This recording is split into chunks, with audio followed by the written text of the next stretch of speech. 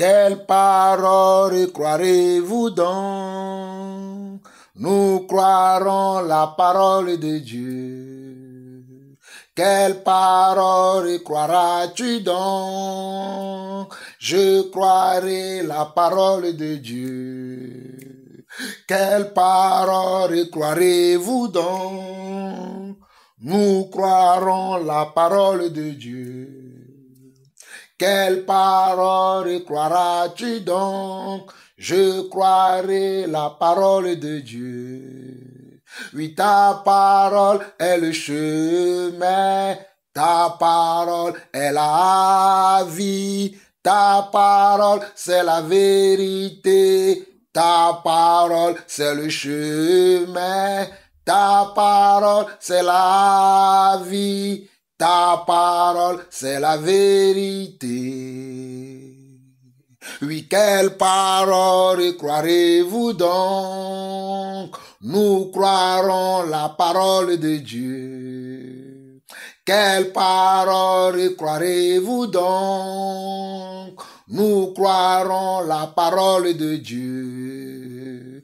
Quelle parole croiras-tu donc? Je croirai la parole de Dieu. Oui, ta parole est le chemin.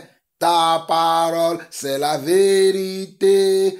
Ta parole, c'est la vie. Ta parole, c'est la vérité. Oui, ta parole est le chemin. Ta parole, c'est la vérité. Ta parole, c'est la vie. Ta parole, c'est le chemin.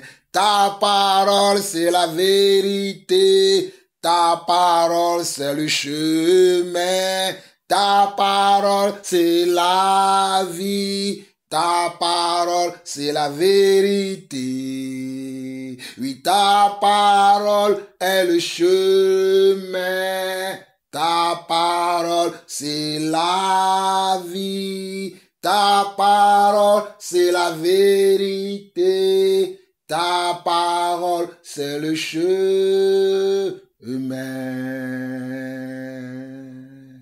Alléluia, alléluia. Éternel notre Dieu, nous voulons te bénir. Nous voulons te rendre grâce encore aujourd'hui. Toi qui es le Père de tout esprit qui se meut sur cette terre. Merci encore à toi, Seigneur Dieu, d'avoir renouvelé ton souffle de vie, d'avoir renouvelé la vie encore en moi aujourd'hui, afin que je puisse mouvoir,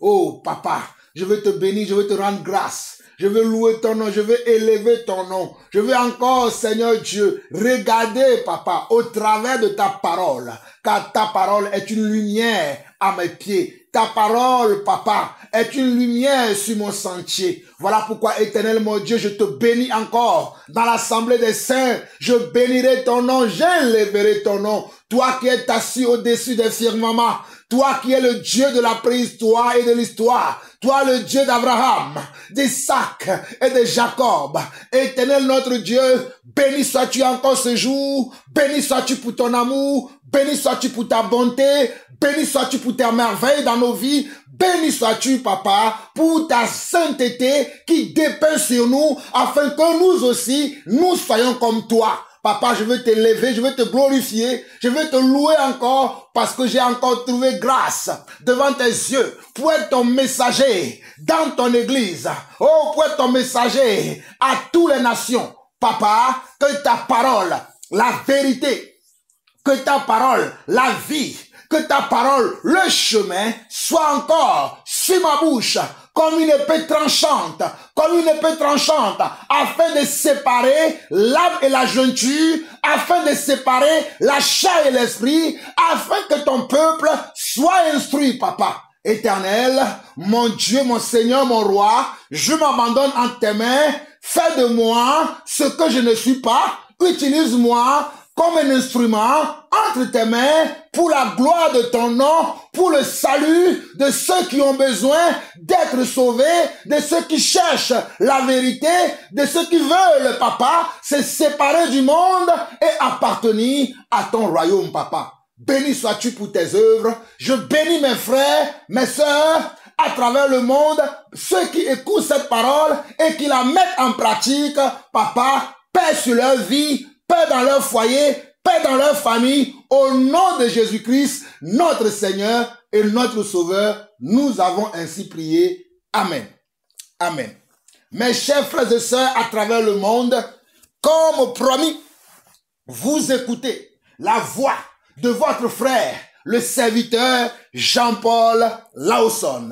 Vous écoutez la voix de votre frère, oh, votre ami, oh, peut-être votre connaissance, le serviteur Jean-Paul Lawson. Et nous allons continuer notre enseignement sur le salut, par les œuvres, sur le salut, par les œuvres, j'insiste, sur le salut, par les œuvres et par la foi. Le salut, par les œuvres et par la foi, nous allons continuer cet enseignement. Nous avons démarré cet enseignement hier et je vous ai dit, dans les premières parties de cet enseignement, que nous allons beaucoup nous attarder sur le livre de Romains. Et parce que beaucoup de ces soi-disant pasteurs qui enseignent aujourd'hui concernant le salut, qui enseignent des choses qui sont contraires à ce que les apôtres ont enseigné, à ce que Jésus-Christ a enseigné, à ce que le Seigneur nous a montré par les Écritures, nous allons nous attarder beaucoup sur le livre de Romains. Mais aujourd'hui, par la grâce de Dieu, nous allons continuer comme je vous l'ai promis. À la fin de la première partie, nous étions dans le livre de Jacques chapitre 2 et je vous ai promis que je reviendrai là-dessus afin de vous éclairer, afin que vous puissiez avoir une bonne connaissance, une bonne compréhension des Écritures. Je reviens maintenant pour continuer là où nous nous sommes arrêtés hier. Mes chers frères et sœurs, il faut que nous recommençons par là parce que nous avons au milieu de nous de nouveaux frères, de nouveaux convertis, de nouvelles sœurs qui n'ont pas encore peut-être la connaissance de toutes les Écritures ou bien qui ne sont pas à notre niveau. Donc nous devons penser aussi à cela afin d'aller doucement, lentement, méthodiquement afin que ces gens-là puissent aussi nous rejoindre pour que nous soyons tous au même niveau, au même diapason. Soyez patients. Cet enseignement va durer beaucoup de semaines, mais nous allons comprendre c'est quoi le véritable salut, c'est quoi la foi et c'est quoi les œuvres. Nous allons comprendre ça et nous allons comprendre comment nous devons nous atteler à notre salut avec crainte et tremblement. Que le Seigneur vous bénisse pour cette bonne écoute que vous avez. Que la main de Yeshua le Messie, que la grâce de Yeshua le Messie soit sur chacun d'entre vous au nom de Yeshua. Nous allons commencer maintenant par Jacques chapitre 2, là où nous sommes arrêtés hier. Nous allons commencer par là aujourd'hui. Nous allons commencer par Jacques chapitre 2, le verset 14. Mes chers frères et sœurs, je disais hier, dans mon enseignement, dans ce partage, je disais que j'ai comparé le salut à l'armée. Ou bien, j'ai comparé le salut à certaines choses qui se passent dans le monde. Et notamment, j'ai pris l'exemple de l'armée. Quand je dis l'armée, je parle de l'armée générale. Mais nous savons que dans l'armée, il y a plusieurs corps. Il y a les douaniers, il y a les gendarmes, il y a les militaires, il y a les policiers. Et j'ai pris un exemple pour parler de cela. Avant de lire encore aujourd'hui, je vais donner encore un exemple avant de commencer. Dans le monde, nous avons les employeurs qui veulent employer des employés à leur service afin que ces employeurs-là puissent travailler dans leurs entreprises. Nous avons des chefs d'entreprise, des directeurs d'entreprise qui recrutent des personnels pour travailler pour eux. Et vous allez voir que souvent ces directeurs-là d'entreprise ont souvent comment le profil des candidats. Ils ont déjà établi le profil du candidat. ils ont déjà établi le profil du candidat qui va être retenu pour le poste qu'ils proposent dans leur entreprise. Ils vont comment préparer le profil du candidat qui va occuper le poste qu'ils veulent offrir aux gens. Et la plupart des entreprises reçoivent plusieurs curriculum vitae, plusieurs CV, plusieurs candidatures.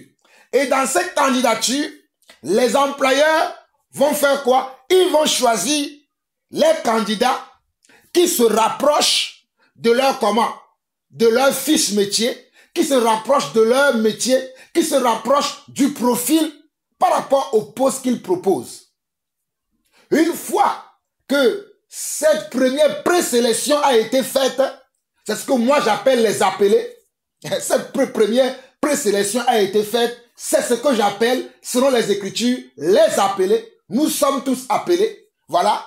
Lorsque cette première présélection va être faite, maintenant, le chef d'entreprise va commencer maintenant, ou bien le service RH va rentrer maintenant dans ce qu'on appelle les entretiens d'embauche. Les candidats ont fourni des CV et par ces CV, ils ont été retenus pour pouvoir avoir un entretien, et si l'entretien est concluant, ils vont pouvoir signer un contrat. Nous sommes d'accord? Ok. Maintenant, les candidats vont être reçus en entretien.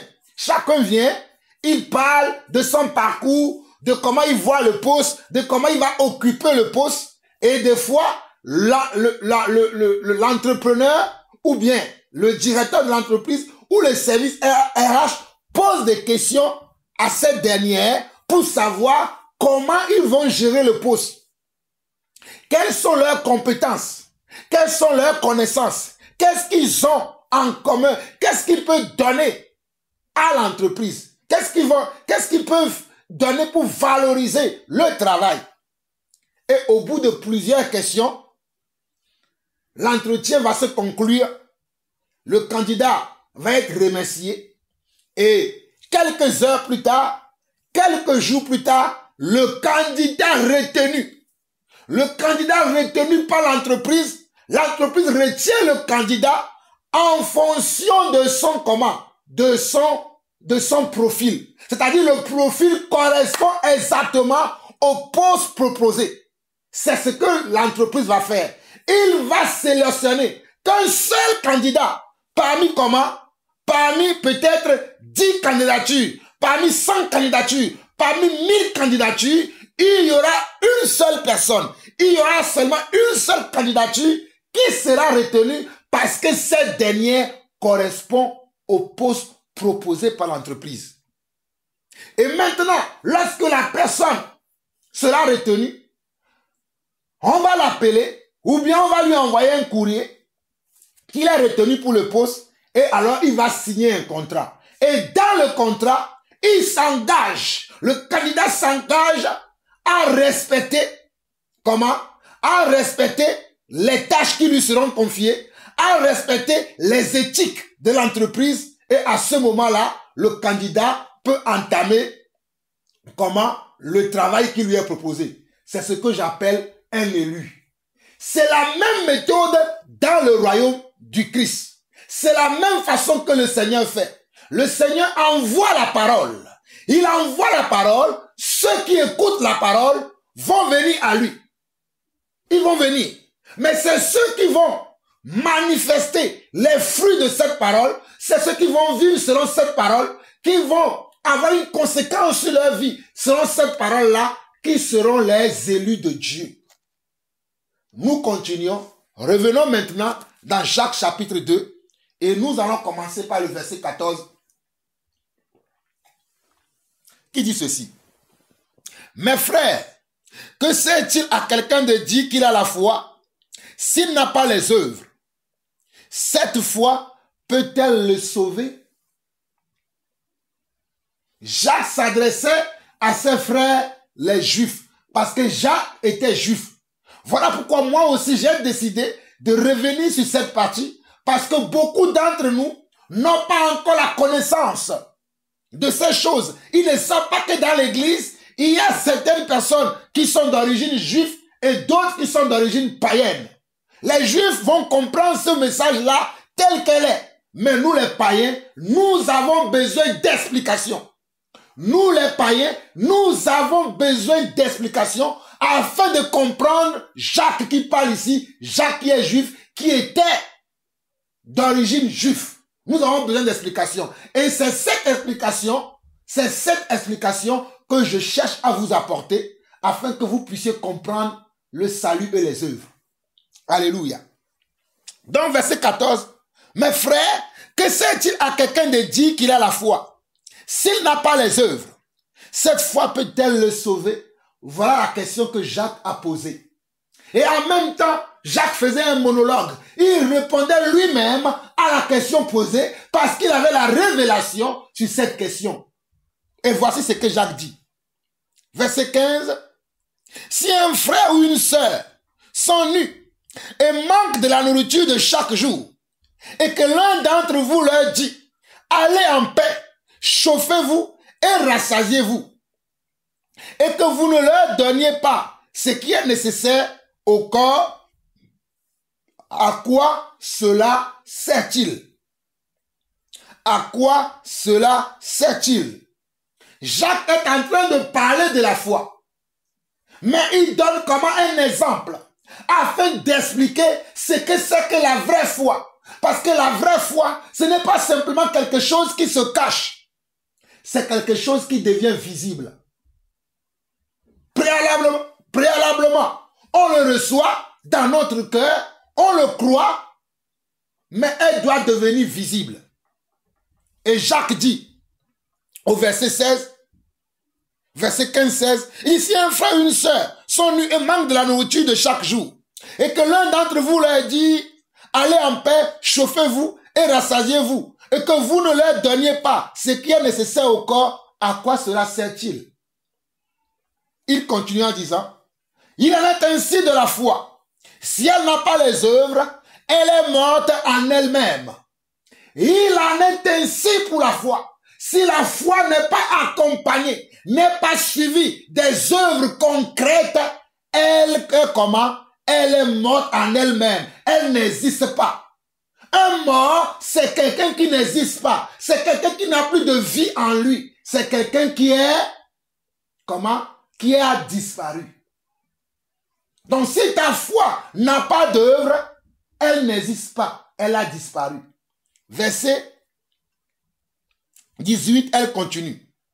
Mais quelqu'un dira, toi tu as la foi. Oui, tu parles de la foi. Toi tu as la foi. Et moi j'ai les œuvres. Montre-moi ta foi sans les œuvres. Et moi je te montrerai la foi par mes œuvres.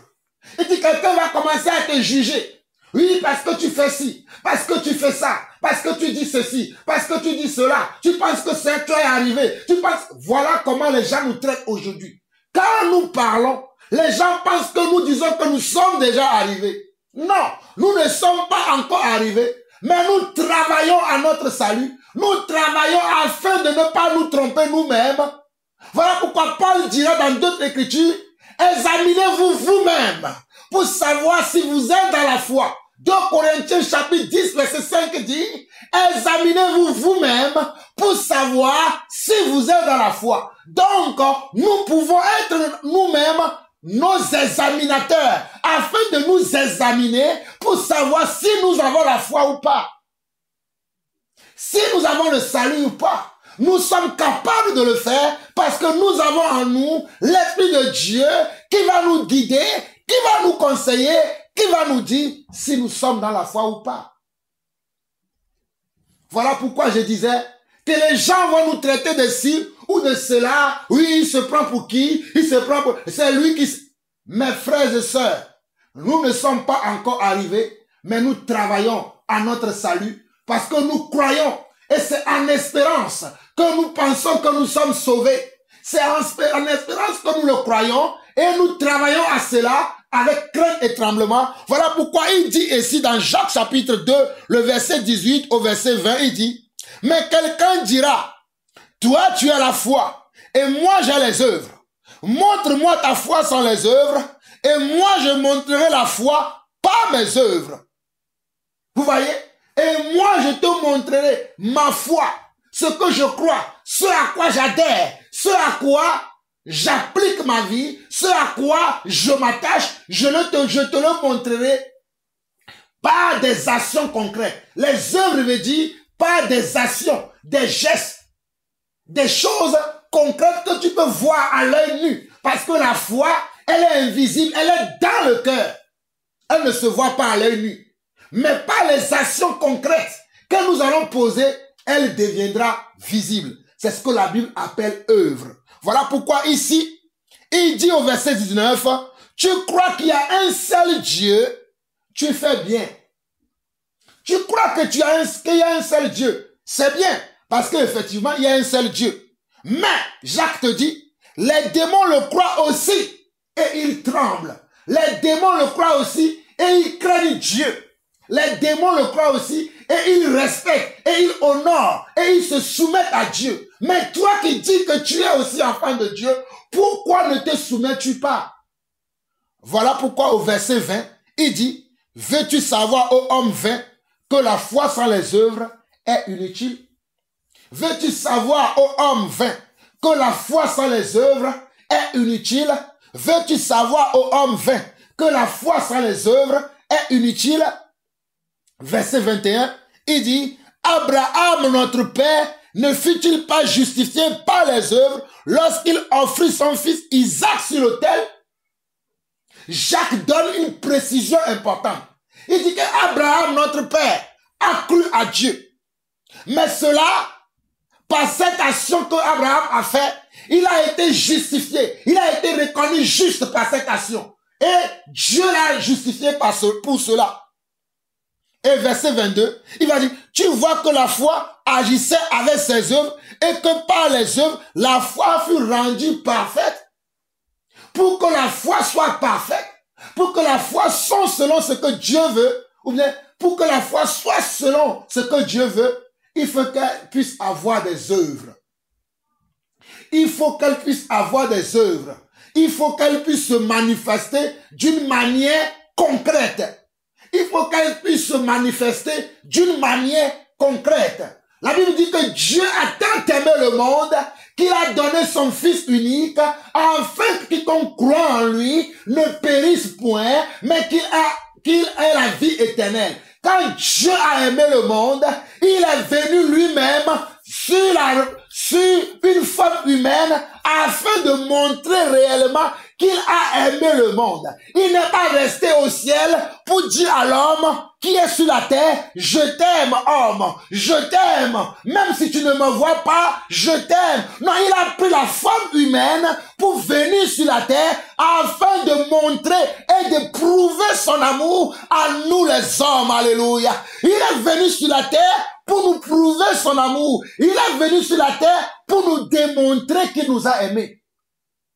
Donc si toi aussi tu dis que tu aimes Dieu, tu dis que tu as fait un choix, parce que sur la terre, nous avons un choix à faire entre le bien et le mal, entre la vérité et le mensonge, entre la justice et l'injustice. Mais si tu as choisi la justice, si tu as choisi la vérité, si tu as choisi, oh alléluia, le Seigneur, tu dois montrer. Si tu as choisi le bien et le mal, tu ne peux pas choisir les deux. Tu dois choisir soit le bien, soit le mal. Mais si c'est le bien que tu as choisi, ta vie doit montrer des signes que tu as choisi le bien. Voilà pourquoi Jacques continue ici. Il dit, verset 23, « Ainsi s'accomplit ce que dit l'Écriture. Abraham crut à Dieu et cela lui fut imputé à justice et il fut appelé ami de Dieu. » Verset 24. Voyez-vous que l'homme est justifié par les œuvres et non par la foi seulement. Regardez les détails que le frère Jacques nous donne. Il dit, voyez-vous mes frères, que l'homme est justifié, que l'homme sera justifié, que l'homme obtiendra la justification, l'homme obtiendra le salut, l'homme obtiendra la rédemption. Par quoi? Par la foi, mais accompagné des œuvres. Par la foi, mais suivi par des actions concrètes. Par la foi, mais suivi par un style de vie. Et il continue, verset 25 et verset 26, il dit, Rahab la prostituée, ne fut-elle pas également justifiée par les œuvres lorsqu'elle reçut les messagers et qu'elle les fit partir par un autre chemin? Comme le corps sans esprit est mort, de même la foi sans les œuvres est morte. Comme le corps sans esprit est mort, de même la foi sans les œuvres est morte. Il prend un exemple selon la chair pour nous expliquer c'est quelque chose qui est spirituel. Comme moi aussi, avant de commencer aujourd'hui, j'ai pris un exemple. J'ai pris comment? Un exemple selon le monde. Voilà pourquoi j'ai parlé de l'employeur et de l'employé, de l'entrepreneur et ses salariés. Comment il choisit ses salariés? Il les choisit en fonction d'un poste qu'il a à pouvoir dans son entreprise et il va recruter seulement et seulement que ceux qui correspondent à son métier. Alléluia. Voilà pourquoi moi aussi je vous dis ici, verset 26. Comme le corps sans esprit est mort, de même la foi sans les œuvres est morte. Mais mes frères et sœurs, vous devez comprendre le message que Jacques nous donne ici.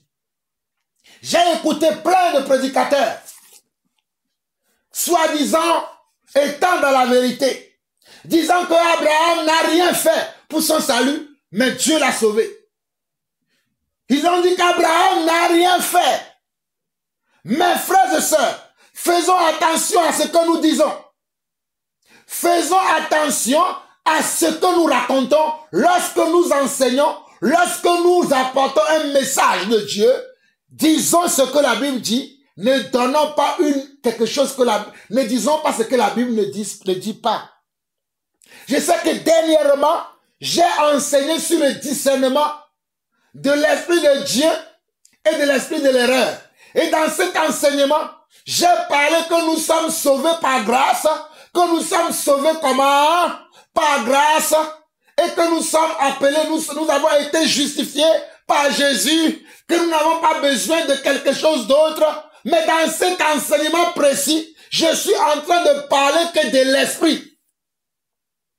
Donc il y a une différence. Dans cet enseignement, lorsque j'enseignais sur l'Esprit, j'étais en train de vous montrer quel est le rôle de l'Esprit dans l'Église, parce qu'il y a des gens qui pensent que ils doivent continuer à offrir des sacrifices. Ils doivent continuer à accomplir certaines œuvres pour pouvoir recevoir comment la justification qui s'obtient par la foi en Jésus. Et cet enseignement est différent de l'enseignement sur le salut ou bien de l'explication de comment nous pouvons recevoir le salut de Dieu. Cet enseignement est différent. Même s'il y a des choses qui se ressemblent, qui peuvent s'assimiler, qui peuvent avoir les mêmes significations, il y a une grande différence parce que il y a une différence entre la justification, c'est-à-dire la personne qui justifie. Quelle est la personne qui justifie? Quelle est son identité? Qu'est-ce qu'il a fait? Qu'est-ce qu'il a payé? Quel est le prix qu'il a payé? C'est ça que j'expliquais lorsque j'étais dans l'enseignement sur le discernement des esprits. C'est ce que j'expliquais. Mais maintenant, dans l'enseignement sur le salut, je vais révéler véritablement ce que cela veut dire être justifié. Être justifié veut dire obtenir le salut éternel, obtenir comment la délivrance éternelle, obtenir comment la guérison éternelle, obtenir comment la foi éternelle. Mais cette foi, elle se manifeste concrètement dans la vie de la personne qui l'a reçue. Elle se manifeste par des actions concrètes. Elle se manifeste par des faits et gestes. Elle n'est pas simplement un mot, une phrase ou quelques suggestions qu'on peut avoir. Mais nous allons voir, puisque Jacques nous a donné des exemples, nous allons voir ce que ces exemples-là vont nous enseigner. Et comme je disais tantôt, J'ai entendu des frères, prédicateurs de l'évangile. J'ai entendu des hommes, des femmes dire que non, Abraham n'a rien fait pour son salut. Oh, que Noé n'a rien fait pour son salut. Ils ont simplement trouvé grâce devant Dieu. Ils n'ont absolument rien fait. Ils ont obtenu que simplement la grâce. Nous allons voir si c'est ce que l'Écriture dit. Nous n'allons pas simplement écouter les hommes, entendre ce que les hommes disent, sans comparer, sans vérifier avec les Écritures si ce que les hommes disent, si cela est vrai. Je vous amène à faire, ou bien je nous amène à faire cet exercice ensemble aujourd'hui dans cette deuxième partie de l'enseignement sur le salut par la foi et par les œuvres. Nous devons vérifier. J'ai entendu encore ce qui m'a choqué. Les gens disent que le voleur à la croix n'a rien fait, mais il a obtenu son salut. Ils ont dit que le voleur à la croix, il n'a absolument rien fait. Nous allons voir si c'est réellement ce qui s'est passé. Nous allons le voir dans l'Écriture. Commençons déjà par Abraham. Ou bien nous allons commencer par Noé. Puisque Noé avait existé avant Abraham, nous allons commencer par Noé et nous allons dans Genèse. Nous allons dans Genèse chapitre 6. Genèse chapitre 6. Nous allons lire à partir du verset 5. Écoutez-moi très attentivement et écoutez les explications qui vont suivre la lecture de la vérité que je vais vous faire. Genèse chapitre 6, verset 5. Je commence par verset 5. L'Éternel vit que la méchanceté des hommes était grande sur la terre et que tous les pensées de leur cœur se portaient chaque jour uniquement vers le mal. C'est ce que l'Éternel vit sur la terre. L'Éternel se repentit d'avoir fait l'homme sur la terre et il fut affligé en son cœur. Et l'Éternel dit, j'exterminerai de la face de la terre l'homme que j'ai créé, depuis l'homme jusqu'au bétail, aux reptiles et aux oiseaux du ciel, car je me répands de les avoir faits. Verset 8. Mais Noé trouva grâce aux yeux de l'Éternel. C'est ce verset que les gens ne comprennent pas et ils vont commencer à délirer après dans leurs explications. Mais Noé trouvait grâce aux yeux de l'Éternel. On dit, mais Noé trouvait grâce devant l'Éternel. Voici la postérité de Noé. Noé était un homme juste et intègre. La Bible dit que Noé était un homme juste. Vous avez oublié cela. Noé était un homme juste. Noé était un homme juste. Même s'il y avait la méchanceté sur la terre, Noé, lui, il était. Ça veut dire qu'avant qu'il ne trouve grâce devant Dieu, Dieu avait vu en lui qu'il était un homme de bien, un homme qui avait un cœur droit, un homme qui cherchait la justice, un homme qui aimait Dieu. Voilà pourquoi le verset 9 dit, Noé était un homme juste. Était veut dire, c'est le passé. Ce n'est pas le présent. Nous avons tous été à l'école. Dans le mot était, cela veut dire que c'est le passé de Noé. C'est le passé de Noé qui a touché Dieu. C'est le passé, c'est le style de vie, oh alléluia, qui a fait que Noé a trouvé grâce devant Dieu. Ne dites pas n'importe quoi. Noé a trouvé grâce devant Dieu parce qu'il était juste. Ce n'est pas moi qui le dis. Genèse 5, verset 9 dit, Noé était un homme juste et intègre dans son temps. Il était un homme juste et intègre dans son temps. Ça veut dire, à l'époque où Noé était sur terre, il était un homme juste et intègre. Je vais prendre rapidement la Bible, la tradition juive complète, et je vais vous lire le même passage pour que vous puissiez comprendre ce que la Bible dit. Je vais lire Bereshit, qui est Genèse, chapitre 5, le verset 8 et 9, qui dit ceci. Rapidement. Oh, alléluia. La Bible dit ceci.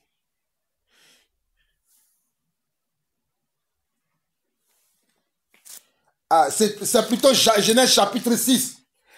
Genèse chapitre 6, Genèse chapitre 6, verset 8 à 9 dit ceci.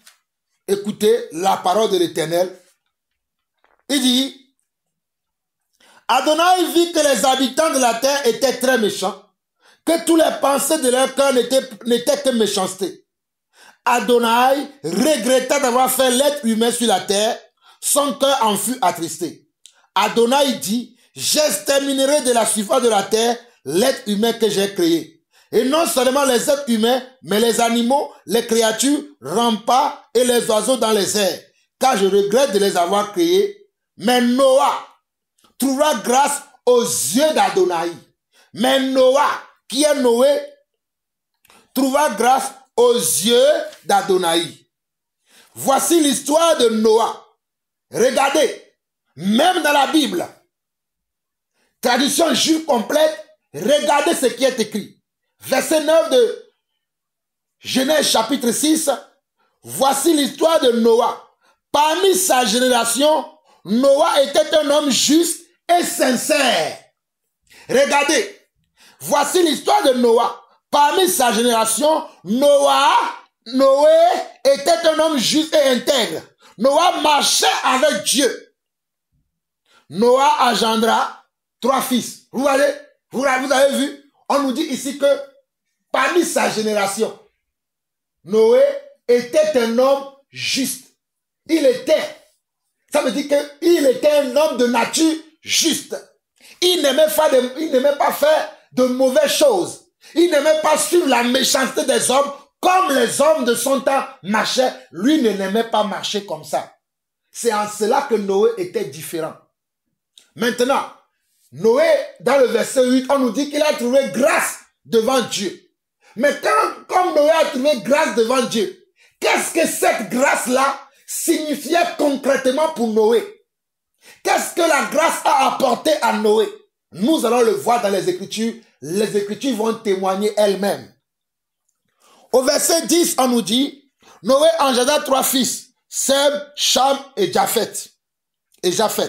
La terre était corrompue devant Dieu, la terre était pleine de violence. Dieu regarda la terre et voici elle était corrompue, car toute chair avait corrompu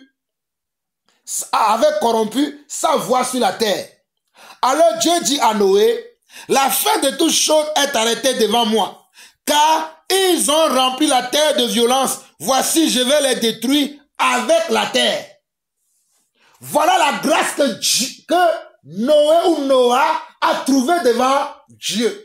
Dieu a vu que la méchanceté des hommes avait rempli la terre.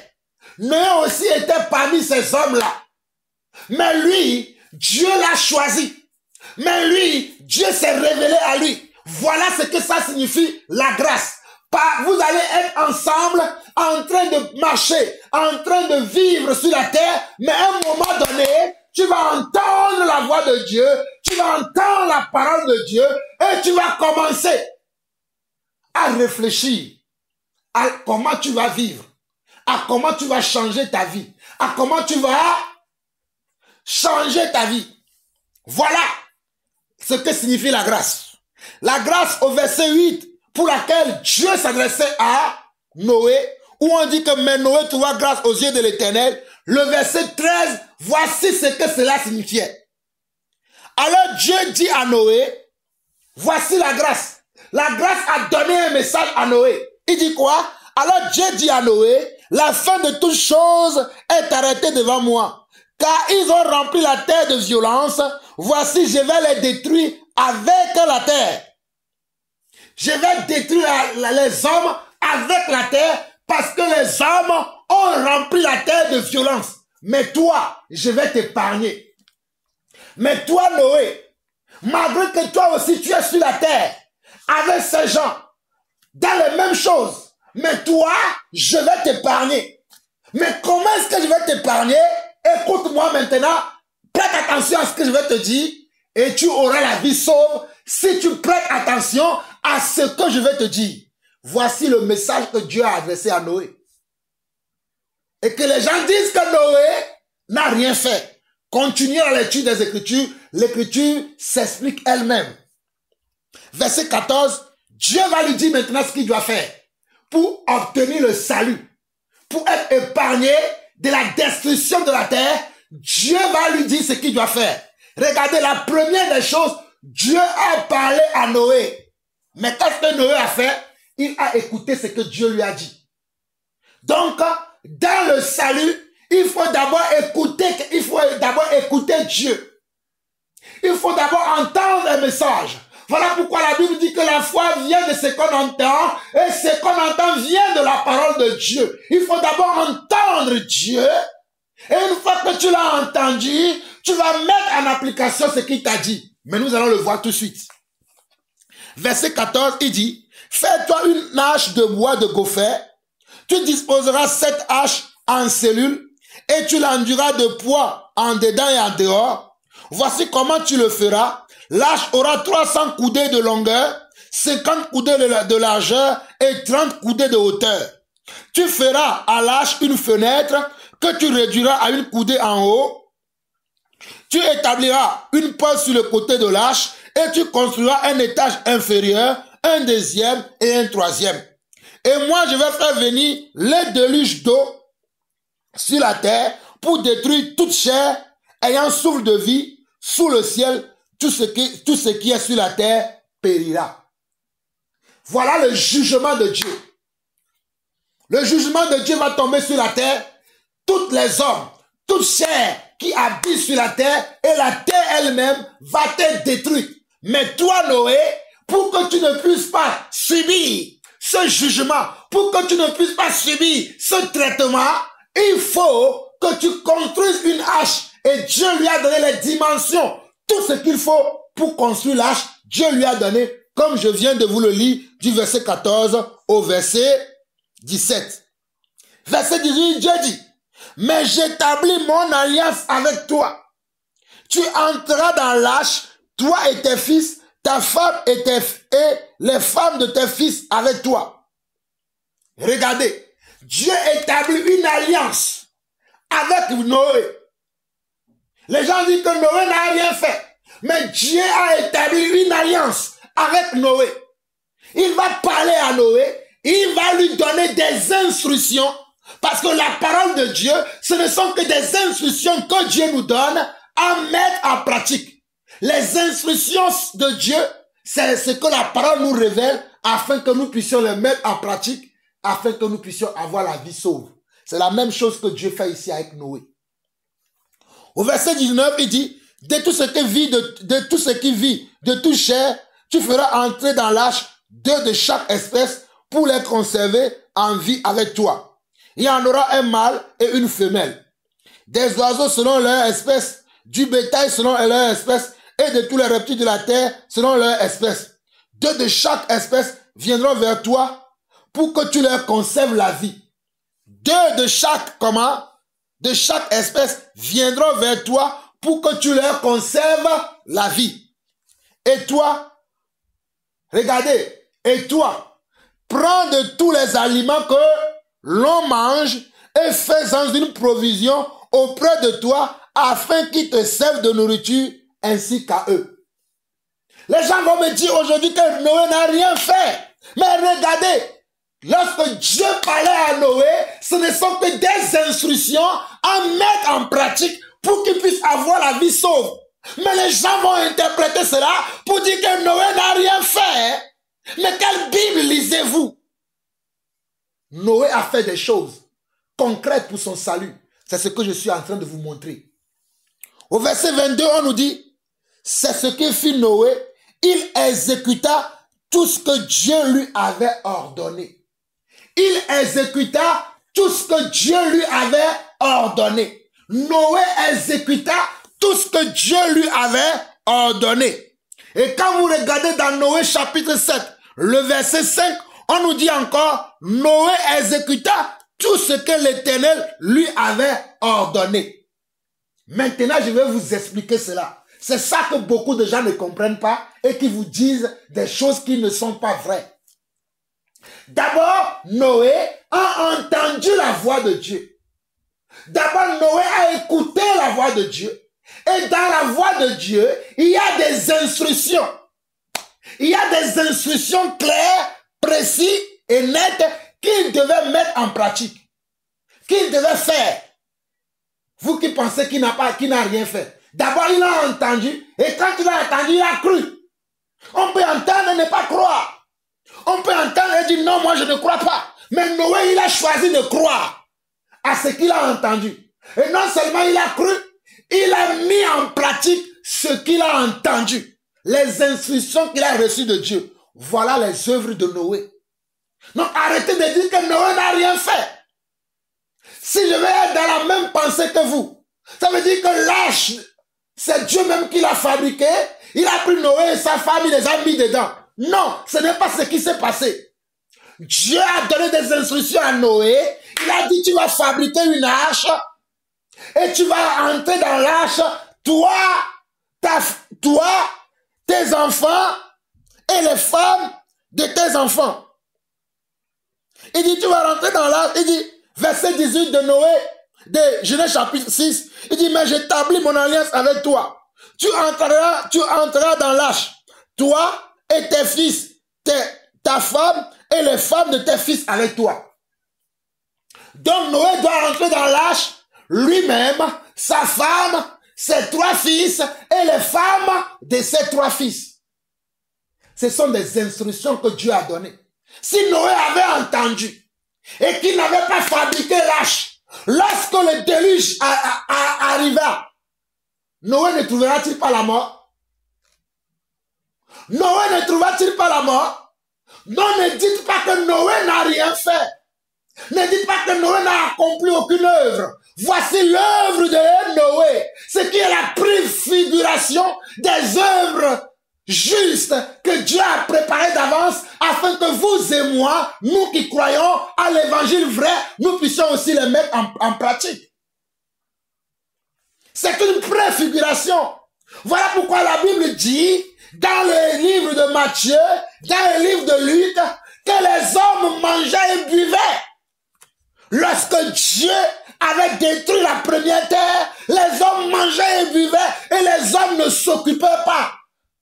Ne s'en doutaient pas que quelque chose allait arriver, comme nous le disons encore aujourd'hui, que Jésus-Christ reviendra, et il reviendra chercher une épouse sans tache ni ride, une épouse qui la cherche, une épouse qui la veut, une épouse qui respire. Oh, alléluia, la soif de le voir. Beaucoup nous disent que nous disons n'importe quoi, que Jésus viendra chercher tout le monde.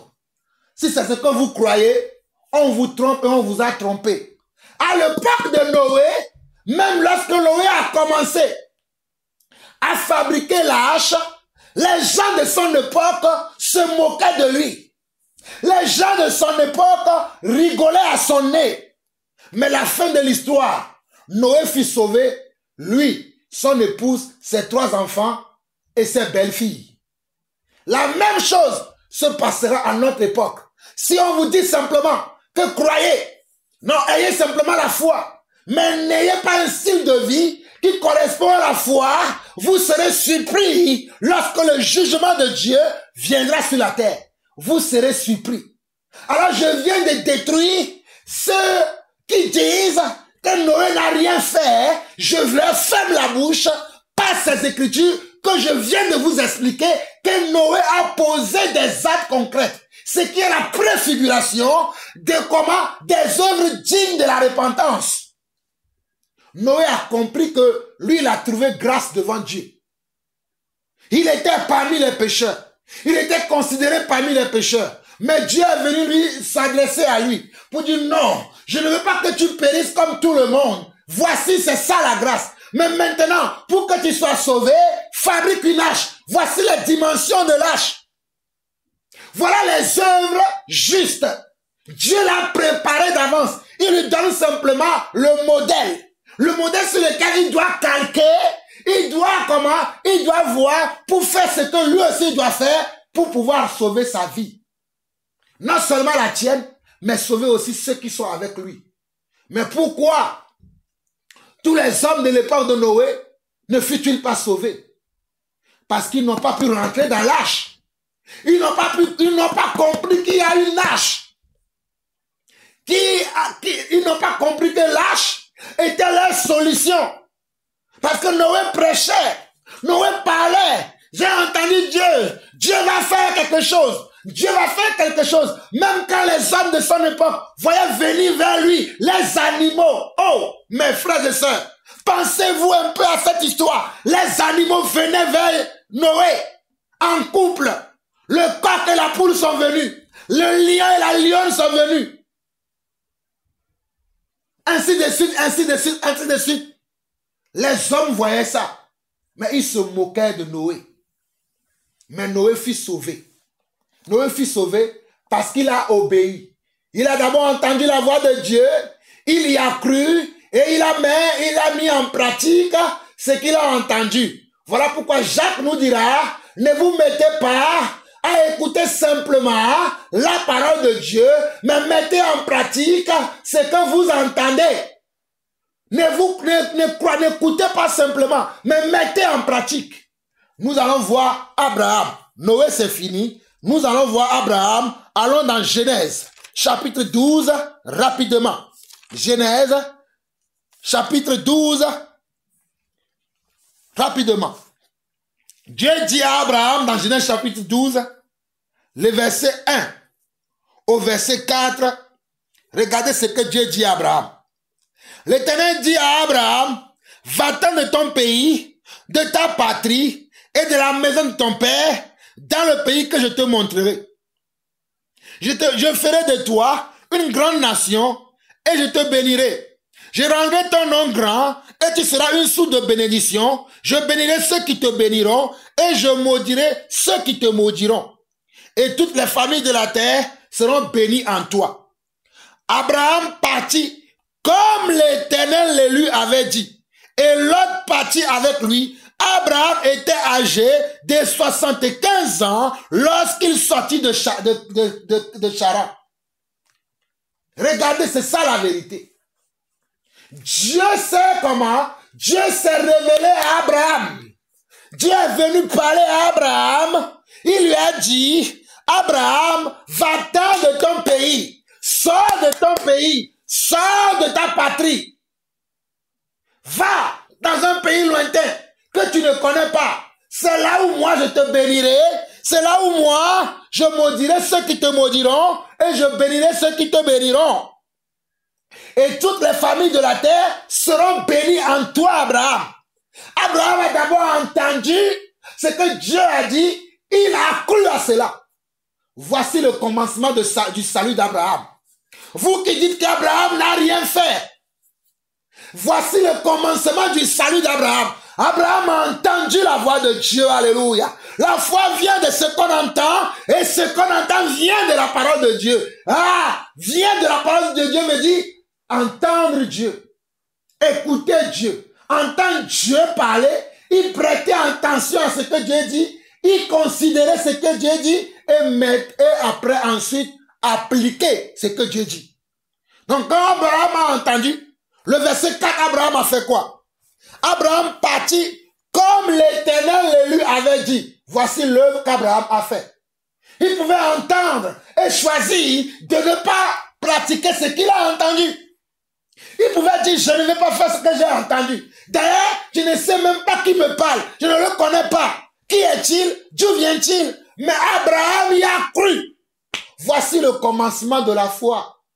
Détrompez-vous. Qu'on ne vous dise pas autre chose. Abraham n'a rien fait. Abraham n'a rien fait. Abraham a fait quelque chose. Il a cru à ce qu'il a entendu. Et les instructions qui lui ont été données. Parce qu'en entendant la voix de Dieu contenait des instructions. Et ces instructions-là devaient aider Abraham à comment? À avoir une vie sauve. À avoir comment? Une justice de Dieu. À avoir comment? L'amour de Dieu et que la main de Dieu puisse l'accompagner dans ce qu'il doit faire. Ne cherchons-nous pas le salut? Ne voulons-nous pas avoir une vie sauve? Ne voulons-nous pas avoir une vie sans crainte? C'est la même chose que Dieu a fait à Abraham. Mais d'abord, Abraham a entendu la voix de Dieu. Et il a commencé à marcher sur la parole qu'il a entendue. Il a commencé à suivre cette parole à la lettre. Il n'abandonnait pas ce qu'il entendait lorsque Dieu lui parlait. lorsque Dieu se révélait à lui et lui parlait, tout ce que Dieu lui disait, Abraham le faisait.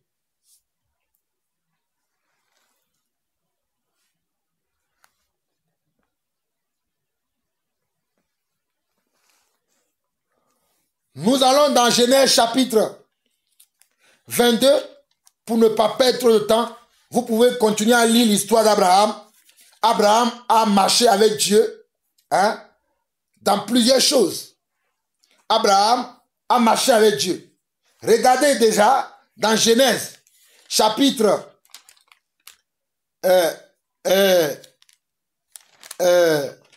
Genèse chapitre 22. Genèse chapitre 22. Voici comment Dieu justifie encore Abraham. Genèse chapitre 22. Avant qu'il n'y ait Genèse chapitre 22, souvenez-vous qu'il y avait Genèse chapitre 12, 13 jusqu'à chapitre... Je vous ai épargné de beaucoup de lectures. Parce que j'ai pris l'essentiel de l'histoire pour que vous puissiez comprendre qu'est-ce qu'Abraham a fait. Afin que vous n'écoutez pas les gens qui racontent n'importe quoi parce qu'ils ne comprennent pas les Écritures. Genèse chapitre 22. Abraham. Nous allons voir ce qu'Abraham a fait. Genèse chapitre 22. Après ces choses, Dieu mit Abraham à l'épreuve. Dieu mit Abraham à l'épreuve. Souvenez-vous que lorsque je vous parlais de l'armée, j'ai dit que l'armée, quand on rentre dans l'armée, il n'y a que ceux qui réussissent l'examen qui vont obtenir comment? Le grade de policier, le grade de gendarme, le grade de militaire ou le grade de douanier. Ou bien peut-être le titre de soldat. Mais ceux qui ne réussissent pas l'examen représente l'épreuve, ils sont chassés de l'armée, leurs noms sont effacés, ils ne resteront pas dans l'armée. Souvenez-vous que lorsque je vous parlais de l'entreprise, j'ai dit que celui qui sera retenu pour le poste, c'est celui qui a les connaissances, celui qui a les compétences, c'est celui qui a un profil qui correspond au poste proposé par l'entreprise. Voici l'épreuve. Et regardez l'épreuve qu'Abraham a subie. Vous qui dites qu'Abraham n'a rien fait. Mes chers frères et sœurs, Dieu va juger les hommes sévèrement. Abraham n'a rien fait. Ah bon? Lisons les Écritures, Genèse chapitre 22. Après ces choses, Dieu mit Abraham à l'épreuve et lui dit, Abraham. Et il répondit, me voici. Dieu dit, prends ton fils, ton unique, celui que tu aimes, Isaac, va-t'en au pays de Morija, et là, offre-le en holocauste sur l'une des montagnes que je te dirai. Dieu a d'abord parlé à Abraham. Abraham était avec sa femme Sarah. Ils ont quitté la maison de son père. Il est parti avec son neveu l'autre. Abraham n'avait pas d'enfant. Dieu a maintenant donné un enfant à Abraham. À cet enfant-là, Dieu demande maintenant à Abraham, donne-le-moi. Regardez. Verset 2. Dieu dit, prends ton fils, ton unique. Pourtant, Abraham avait eu un autre fils avec Agar. Mais ce n'est pas de ce fils-là que Dieu parlait. Dieu a bien précisé ton unique. Parce que Dieu ne voyait même pas Ismaël. Regardez, il dit prends ton fils, ton unique. Parce que Dieu avait fait une promesse à Abraham. Maintenant, toi ici, et revenons là où Dieu a fait la promesse à Abraham. C'était dans Genèse, chapitre 17, où Dieu avait fait la promesse à Abraham. Dans Genèse chapitre 17, le verset 15, Dieu dit à Abraham, tu ne donneras plus Saraï, Dieu dit à Abraham, tu ne donneras plus à Saraï, ta femme, le nom de Saraï, mais son nom sera Sarah. Je la bénirai et je te donnerai d'elle un fils. Je la bénirai, elle deviendra des nations, et elle deviendra des nations, des rois, de peuples sortiront d'elle. Regardez, voici la promesse que Dieu fait à Abraham. Genèse chapitre 17, le verset 15, Dieu dit à Abraham, tu ne donneras plus à Sarai ta femme le nom de Sarai, mais son nom sera Sarah. Je la bénirai et je te donnerai d'elle un fils. Je la bénirai, elle deviendra des nations, des rois, de peuples sortiront d'elle. Abraham tomba sur sa face et il rit et il dit en son cœur, naîtra-t-il un fils à un homme de 100 ans? Et Sarah, âgée de 90 ans, enfantera-t-elle?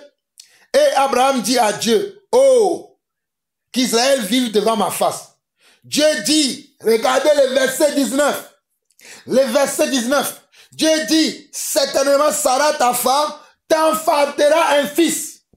Et tu l'appelleras du nom d'Isaac. J'établirai mon alliance avec lui comme une alliance perpétuelle pour sa postérité après lui. Regardez, verset 19. Quand Abraham a entendu Dieu, Abraham a commencé à dire, ben, je suis âgé. Peut-être, Seigneur, tu me parles de comment? Tu me parles d'Ismaël que j'ai déjà eu. Que Ismaël vive devant ta face. Dieu lui répond et Dieu lui dit, ce n'est pas d'Ismaël que je parle. Au verset 19 de Genèse chapitre 17, Dieu dit, certainement, Sarah ta femme t'enfantera un fils et tu l'appelleras du nom d'Isaac. J'établirai mon alliance avec lui comme une alliance perpétuelle pour ta postérité après lui. Voilà pourquoi dans Genèse chapitre 22, vous qui dites qu'Abraham n'a rien fait, hey, quel sacrilège, quel blasphème. Regardez, Abraham a fait quelque chose.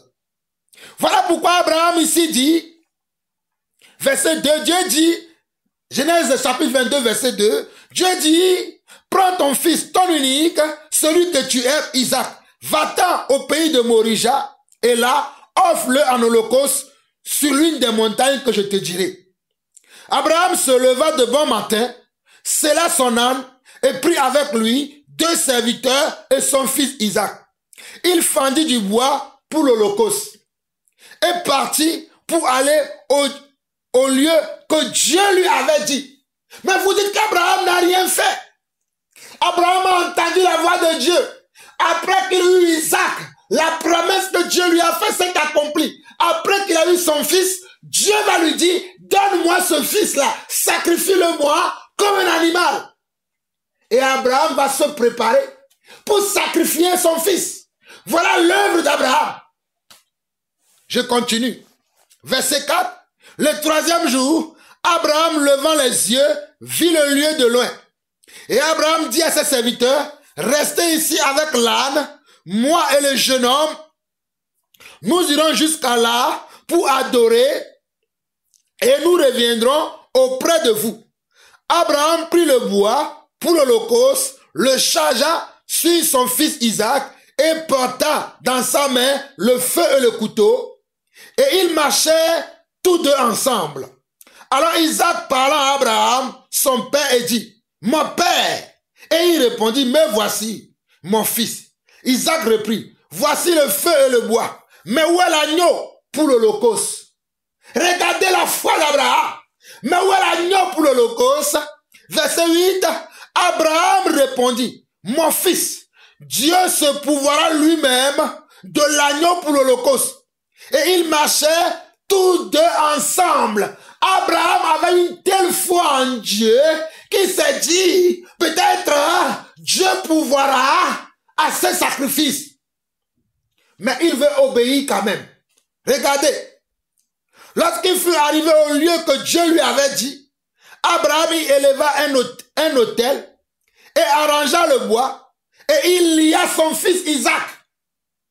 Il lia son fils Isaac et le mit sur l'autel par-dessus le bois. Puis Abraham étendit la main et prit le couteau pour égorger son fils comme on égorge un animal. Vous me dites qu'Abraham n'a rien fait. Abraham a pris le couteau pour égorger son fils. Oh, Abraham a pris le couteau pour égorger son propre fils. Le fils qu'il a eu à 100 ans. Le fils qu'il a souffert. Pour l'avoir eu, il a tellement souffert pour avoir cet cet enfant, Dieu va le lui demander. Vous dites qu'Abraham n'a rien fait. Abraham a donné son fils, son unique, celui qu'il a eu avec difficulté, celui qu'il a eu avec angoisse, avec beaucoup de tribulations. Abraham se préparait à l'offrir en sacrifice à Dieu. Et vous me dites qu'Abraham n'a rien fait? Voyez-vous que la foi nous pousse à accomplir des actes? Voyez-vous que la foi nous pousse à accomplir des actes concrets? La foi, ce n'est pas simplement un mot, mais ce sont des actes, ce sont des faits et gestes que nous allons entamer tout au long de notre processus avec le Seigneur.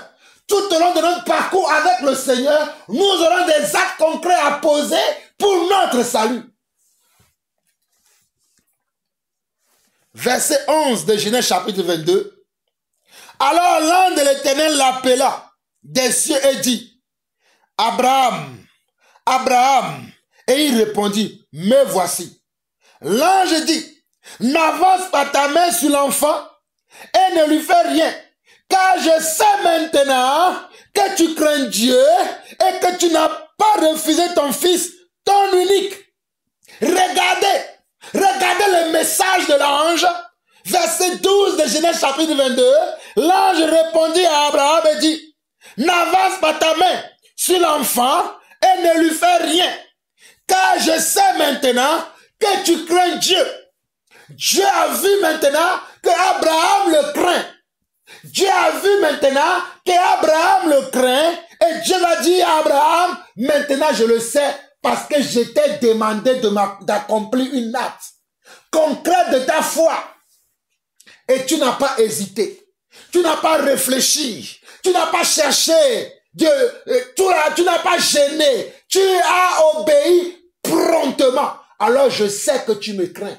C'est ce que Jacques dit dans Jacques chapitre 2, Jacques chapitre 2, le verset 21 au verset 24, il dit, Abraham notre père ne fut-il pas justifié par les œuvres? Abraham n'avait pas une seule œuvre. D'abord, il a entendu la voix de Dieu. Il a quitté la maison de son père. C'est la première œuvre. Après, il a continué. Il a continué. Dieu lui a donné un enfant. C'est aussi une œuvre. Et après l'enfant là, Dieu va lui demander de lui donner. Vous dites qu'Abraham n'a rien fait. Verset 22. Tu crois que la foi agissait avec ses œuvres et que par les œuvres, la foi fut rendue parfaite. Ainsi s'accomplit ce que Dieu dit.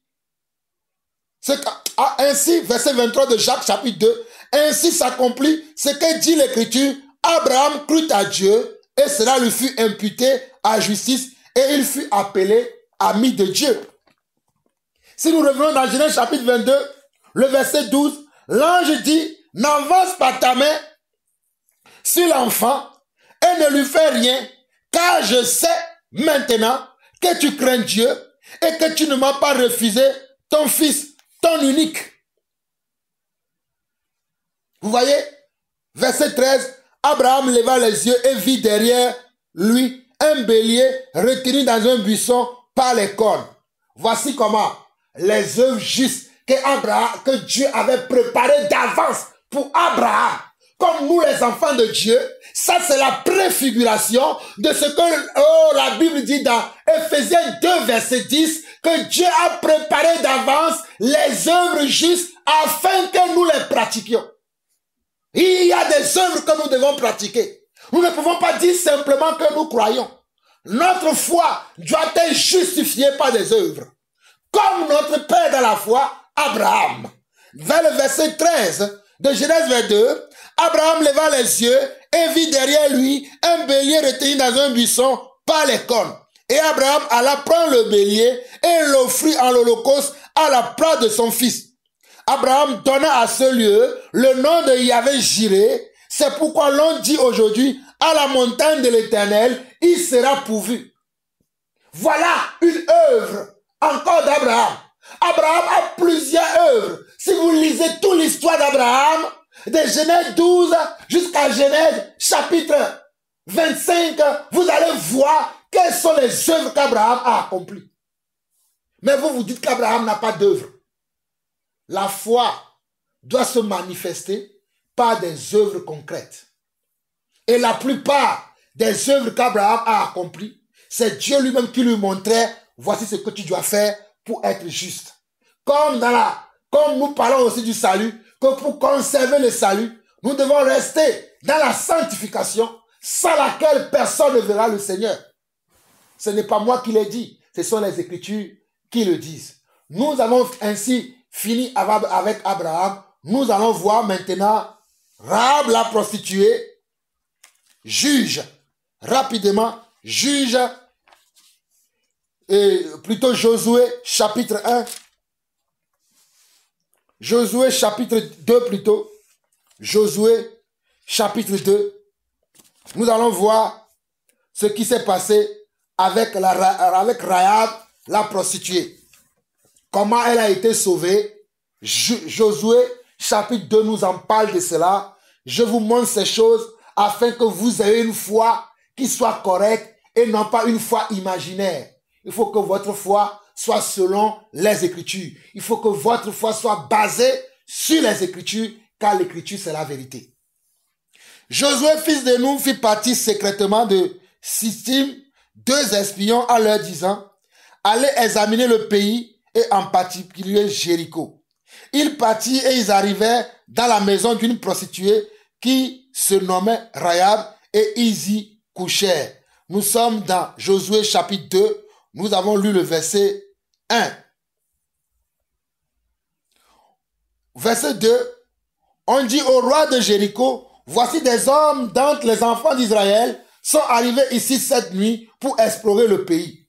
Le roi de Jéricho envoya dire à Rahab: fais sortir les hommes qui sont venus chez toi, qui sont entrés dans ta maison, car c'est pour explorer tout le pays qu'ils sont venus.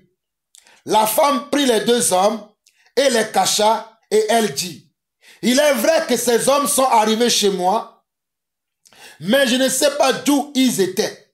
Et comme la porte a dû se fermer de nuit, ces hommes sont sortis. J'ignore où ils sont allés. Hâtez-vous de les poursuivre et vous les atteindrez. Elle les avait fait monter sur le toit et elle les avait cachés sous des tiges de lin qu'elle avait arrangées sur le toit. Ces gens les poursuivirent par le chemin qui mène au gué du Jourdain et l'on fermait la porte après qu'ils fussent sortis. Avant que les espions se couchent, Rahab monta vers eux sur le toit. Regardez bien. Avant que les espions se couchent, Rahab monta vers eux sur le toit et leur dit: l'Éternel, je le sais, vous a donné ce pays. Voici la foi de Rahab. Oh, alléluia. Rahab avait déjà entendu parler du Dieu des Égyptiens. Rahab avait déjà connaissance des faits, de la puissance de ce Dieu-là. Elle était déjà émerveillée par ce Dieu. Elle avait déjà entendu l'histoire de ce Dieu. Voilà pourquoi elle a accompli cet acte envers les espions que Josué avait envoyés. Voilà pourquoi elle avait accompli comment cet acte qu'elle a fait. Écoutez elle-même, verset 9 de Josué jusqu'au verset 12. Elle a dit: l'Éternel, je le sais, vous a donné ce pays. La terreur que vous inspirez nous a saisis et tous les habitants du pays tremblaient devant vous. Car nous avons appris comment, avant sorti d'Égypte, l'Éternel a mis à sec devant vous les eaux de la mer Rouge et comment vous avez traité les 2 rois des Amoréens au-delà du Jourdain, Sion et Og, que vous avez dévoués par interdit. Nous l'avons appris et nous avons perdu courage et tous nos esprits sont abattus à votre aspect, car c'est l'Éternel, votre Dieu, qui est Dieu en haut dans les cieux et en bas sur la terre. Ce qui signifie l'œuvre de la foi de Rahab. Rahab avait cru déjà, avant que les espions arrivent, Rahab avait entendu parler du Dieu d'Israël. Il avait entendu parler des merveilles de ce Dieu. Il avait entendu parler, alléluia, oh, Shaira Bakaria, de toutes les merveilles que ce Dieu a fait en Égypte en ouvrant la mer Rouge. Voilà pourquoi Rahab témoignait. Voilà pourquoi Rahab témoignait. Et voilà pourquoi il a caché les espions. Ce qui était une œuvre de sa foi. Ce qui était une œuvre de sa foi. Parce qu'il a compris que le Dieu des Égyptiens était le Dieu véritable. Rahab a compris que le Dieu des Égyptiens était le Dieu véritable. Et que s'il se comportait bien envers les enfants de ce Dieu, Dieu va se souvenir d'elle. Et que si elle se comportait bien envers les enfants de ce Dieu, Dieu va se souvenir d'elle. Parce qu'elle a entendu ce qui s'est passé en Égypte. Elle a été au courant de ça. Et plein de beaucoup de choses dont elle-même elle a parlé du verset 9 au verset 11 que je vous précise que vous devez méditer attentivement. Et maintenant, elle va demander une faveur. Puisqu'elle a épargné la vie des espions, elle aussi, elle va demander une faveur à ces espions. Écoutez ce que disent les Écritures. Voici l'œuvre de Rahab. Verset 12, jusqu'à la suite. Je vais lire du verset 12 jusqu'au verset 14 où je vais m'arrêter. Il dit ceci. Et maintenant, je vous prie, jurez-moi par l'Éternel, jurez-moi par l'Éternel, votre Dieu, que vous aurez pour moi, que vous aurez pour la maison de mon Père, la même bonté que j'ai eue pour vous. Jurez-vous pour moi. Vous voyez, verset 12, et maintenant, je vous prie, jurez-moi par l'Éternel que vous aurez pour la maison de mon Père, la même bonté que j'ai eue pour vous. Donnez-moi l'assurance que vous laisserez vivre mon père, ma mère, mes frères, mes sœurs, et tout ce qui leur appartient, et que vous nous sauverez de la mort. Et que vous nous sauverez de la mort. Verset 14. Ces hommes lui répondirent, nous sommes prêts à mourir pour vous. Si vous ne divulguez pas ce qui nous concerne, et quand l'Éternel nous donnera le pays, nous agirons envers toi avec bonté et fidélité. Regardez comment Rahab, une prostituée, a reçu le salut. D'abord, elle a cru. Avant que les espions n'arrivent dans la ville, Rahab avait déjà cru. Voilà pourquoi elle a reçu les espions chez elle à la maison. Elle les a cachés, alléluia. Elle les a cachés pour que le roi ne les retrouve pas pour leur faire du mal. Rahab les a cachés parce que Rahab croyait au Dieu d'Israël. Rahab savait que le Dieu d'Israël était un Dieu juste et que ce que ce Dieu va faire, c'est ça qui est la justice, c'est ça qui est la vérité. Voilà pourquoi Rahab a témoigné elle-même. Elle a dit comment elle a entendu parler des merveilles de ce Dieu, des miracles, des signes et des prodiges que ce Dieu a accomplis. Ce qui lui a poussé elle aussi à avoir cette attitude envers les espions qui ont été envoyés. Et elle va avoir une demande. Elle va demander quelque chose de très important aux espions. C'est que lorsqu'ils vont venir pour détruire la ville, qu'ils l'épargnent non seulement elle, mais qu'il épargne son père, sa mère et ses frères. Et ce qui va être fait. Lisez, vous allez comprendre l'histoire. Et c'est ce qui va être fait. Pour ne pas trop durer, je vais finir avec l'histoire de maintenant, l'histoire du voleur. Puisque les gens disent que le voleur à la croix n'a également rien fait. Je suis en train de détruire les fausses doctrines, les fausses explications de la parole de Dieu qu'on vous a donné, qu'on nous a donné. Je suis en train de les détruire. Regardez, dans Luc chapitre 23, nous allons lire du verset 39 au verset 43. Luc chapitre 23, verset 39 au verset 43. L'un des malfaiteurs crucifiés l'injuriait, disant, « N'es-tu pas le Christ? Sauve-toi toi-même et sauve-nous. » Regardez, on avait crucifié Jésus à la croix. Et lorsqu'on a crucifié Jésus à la croix, à sa gauche et à sa droite, il avait deux voleurs qui avaient été aussi crucifiés avec lui. Et l'un de ces voleurs injuriait Jésus. Regardez, ce n'est pas moi qui l'ai écrit. On nous dit au verset 39 de Luc 23, l'un des malfaiteurs crucifiés l'injuriait, disant, « N'es-tu pas le Christ? Sauve-toi toi-même et sauve-nous. » N'es-tu pas le Christ? Sauve-toi toi-même et sauve-nous. N'es-tu pas le Christ? Sauve-toi toi-même et sauve-nous. Et il se moquait du Seigneur.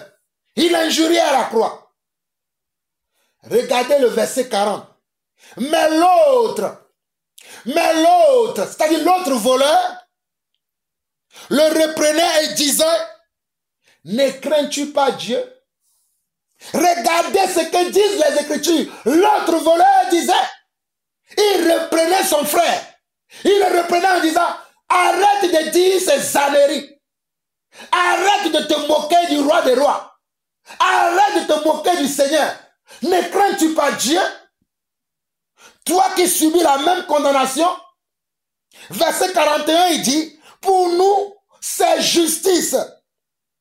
Car nous recevons ce qu'ont mérité nos crimes.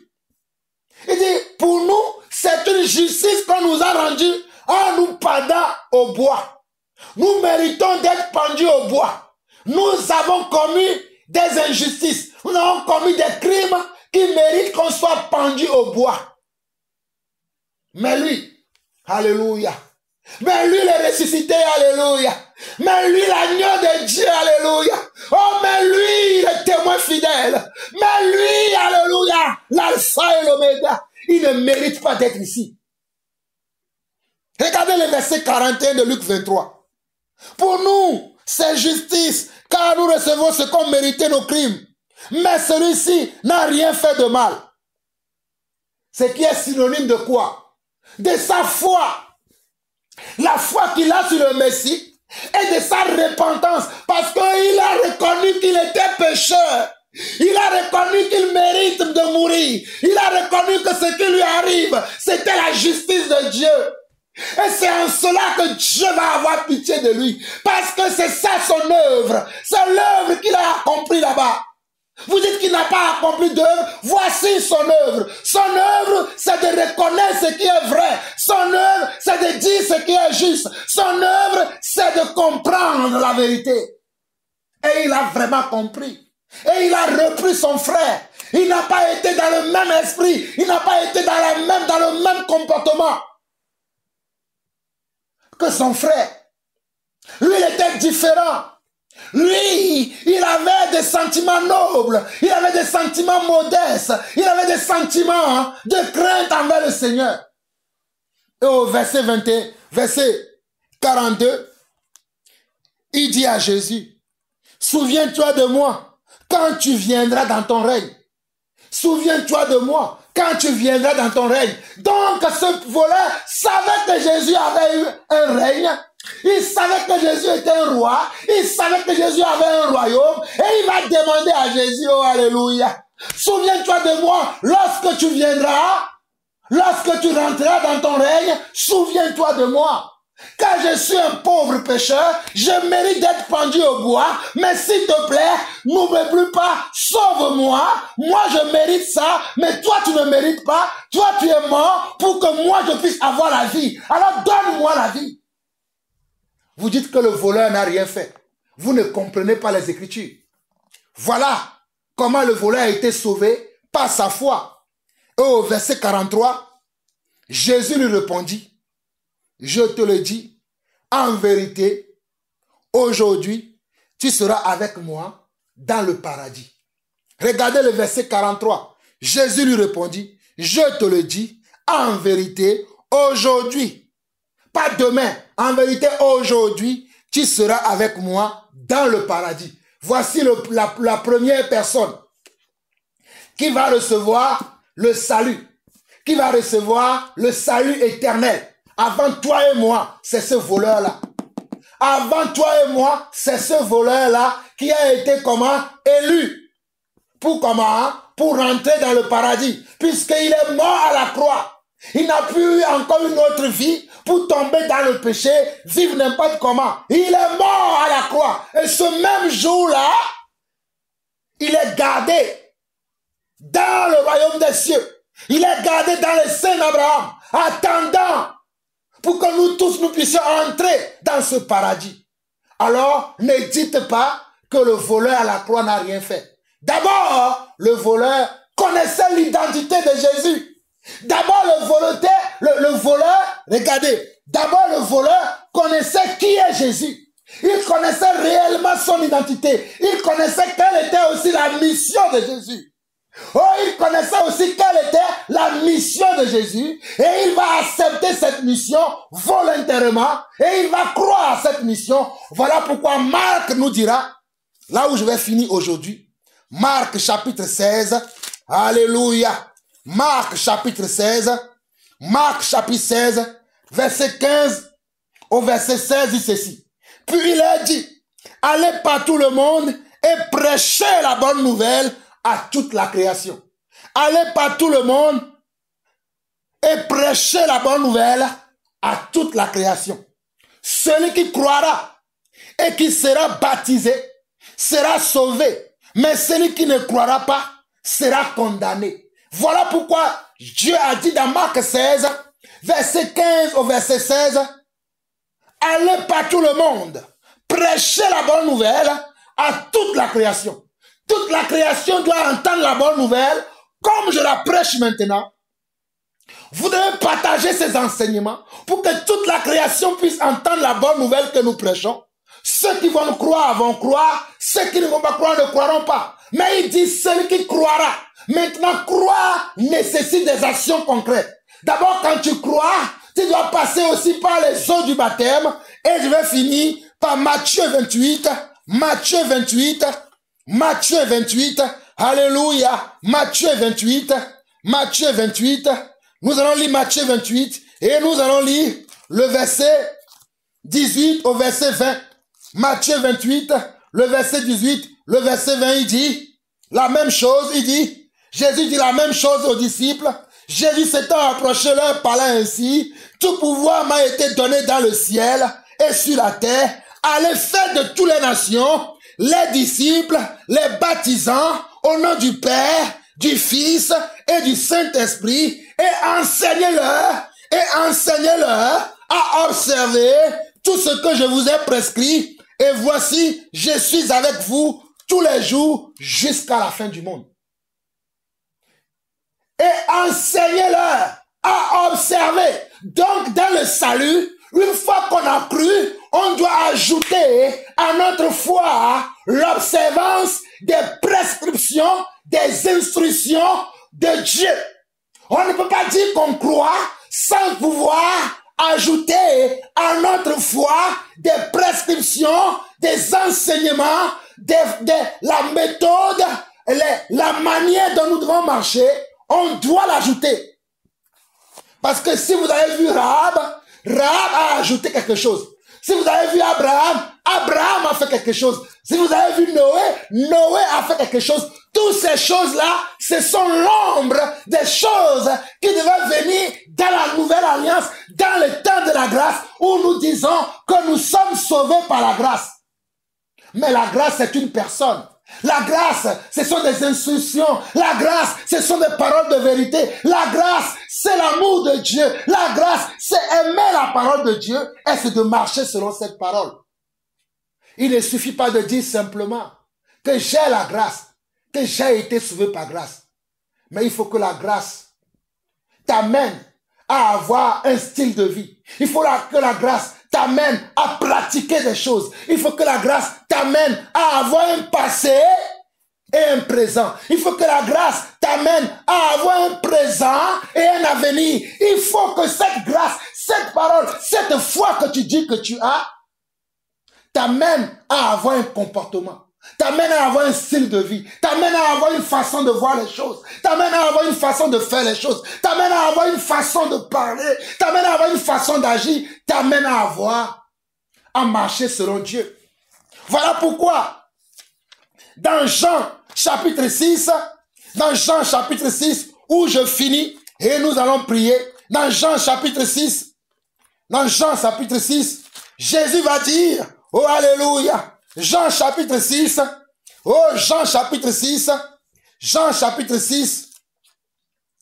oh alléluia, nous bénissons le Seigneur pour sa parole, plutôt dans Jean chapitre 8, verset 38 à 9, verset 38 à 39, je dis ce que j'ai vu chez mon Père, et vous faites ce que vous avez entendu de la part de votre Père. Regardez, Jésus parlait aux Juifs. Il dit, je dis ce que j'ai vu chez mon Père, et vous faites ce que vous avez entendu de la part de votre Père. Donc il faut qu'on entende quelque chose et qu'on ait des actions. Il y a des actions qui doivent se passer. La foi, ce n'est pas simplement des mots. Il y a des actions qui vont se passer. Il y a des choses réelles que nous devons faire. Voilà pourquoi au verset 39, il lui répondit, notre Père c'est Abraham. Il répondit, notre Père c'est Abraham. Jésus leur dit, si vous étiez enfant d'Abraham, vous ferez les œuvres d'Abraham. Vous ferez les œuvres d'Abraham. Si vous étiez enfant d'Abraham, vous ferez les œuvres d'Abraham.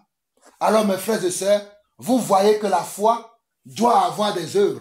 Vous voyez qu'Abraham est cité en référence parce qu'elle a des œuvres. Vous voyez que Noé a été cité en référence parce qu'elle a des œuvres. Vous voyez que, alléluia, Rahab la prostituée a été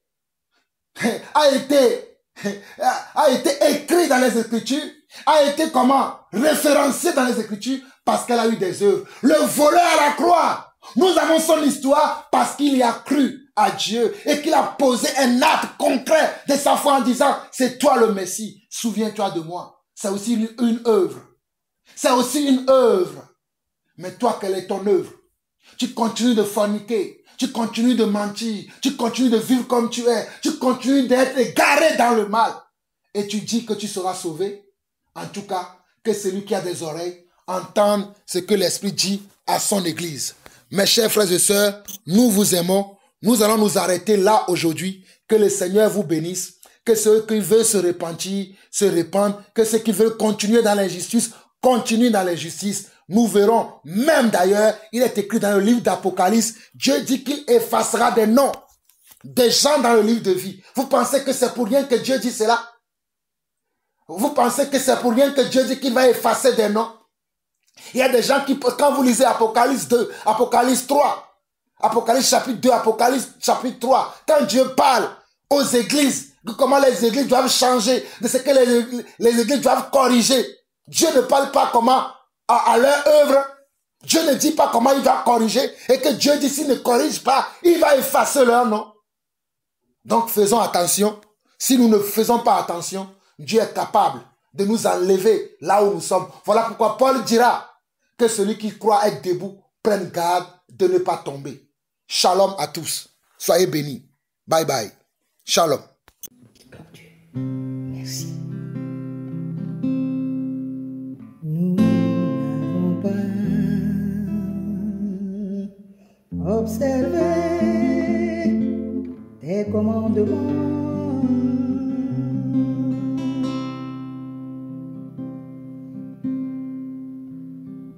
Nous n'avons pas observé tes commandements. Nous n'avons pas observé tes ordonnances. Et nous n'avons pas observé tes préceptes. Nous avons été rebelles. Nous avons été rebelles. Nous avons été rebelles. Mon Dieu, mon Dieu, mon Dieu, miséricorde, miséricorde, miséricorde, miséricorde. Dieu miséricordieux, Dieu miséricordieux, Dieu miséricordieux. Je crie, je crie, je crie, miséricorde. Je crie, je crie, je crie, miséricorde. Dieu miséricordieux, Dieu miséricordieux. Je crie, je crie, je crie, je crie, miséricorde, miséricorde, miséricorde, miséricorde.